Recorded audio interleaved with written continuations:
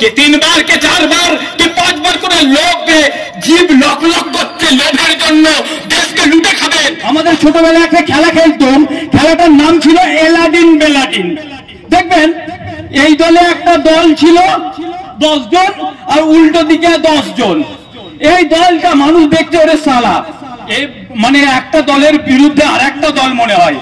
এখানে বলতে এলাদিন বেলাদিন সইলো, বলছে কিসের খবর আইলো, বলছে রাজামশাই বলে গেছে একটি বালিকা চাইলো।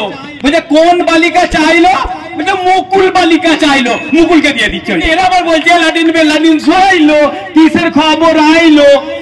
রাজামশাই বলছে একটি বালিকা, কোন বালিকা চাইলো, ওদিকে বলছে অর্জুন সিং বালিকা চাইলো। এদের মধ্যে যে কোনো পার্থক্য নেই, দুজনে শুধু ওই এলাদিন বেলাদিন খেলার মতো করে আমাদের এই অসহায় মানুষদের জীবন নিয়ে খেলছে। এটা আপনাদেরকে ভাবতে হবে। এই যে দুটো দলের মধ্যে কোনো পার্থক্য নেই, যে শিখিয়ে আমার কথা নয়, এই কথাটা আমার কথা নয়। এই আপনাদের এই যে মমতা বন্দ্যোপাধ্যায়ের আঁচল তলে মানুষ হওয়া তিলে তিলে মুকুল বন্দ্যোপাধ্যায় বলে গেছেন, যাহাই তৃণমূল তাহাই বিজেপি। উন্নয়নকে অস্বীকার করি না আমরা, উন্নয়ন হয়েছে। পোলিও রোগী উৎপাদনে আমাদের ভারতবর্ষ প্রথম স্থান অধিকার করেছে। অন্ধত্ব উৎপাদনে আমাদের ভারতবর্ষ প্রথম স্থান অধিকার করেছে। অপুষ্টিতে ভুগে মরার নিরিখে আমাদের ভারতবর্ষ প্রথম স্থান অধিকার করেছে। ক্ষুধার্তের দিক দিয়ে আমাদের ভারতবর্ষ প্রথম স্থান অধিকার করেছে। অসহায়তার দিক দিয়ে আমাদের ভারতবর্ষ প্রথম স্থান অধিকার করেছে।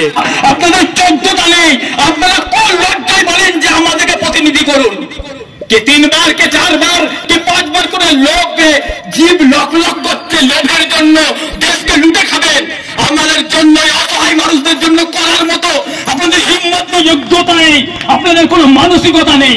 দিকে দিকে দেখতে পাচ্ছেন নির্যাতিত মানুষরা তাদের অধিকার পাওয়ার জন্য, তাদের হক বুঝে নেওয়ার জন্য যখনই তারা আইএসএফ করতে যায়, তখন ওই দলরা পার্টি অফিসে ডেকে নিয়ে গিয়ে তাদেরকে জবাবদিহি করতে হয়।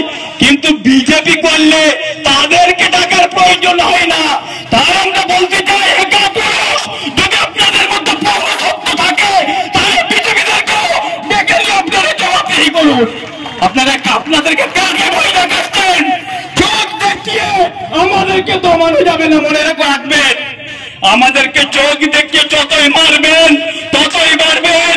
মনে আছে যখন শুধুমাত্র এই দক্ষিণবঙ্গে এই আইএসএফ এর প্রভাব ছিল, আপনারা অকারণে 42 দিন ধরে ঢুকিয়ে গিয়েছিলেন। কি দেখা গেছিল? উত্তরবঙ্গ পর্যন্ত ঝাঁপিয়েছে। আপনারা আর চোখ দেখাবার চেষ্টা করবেন না।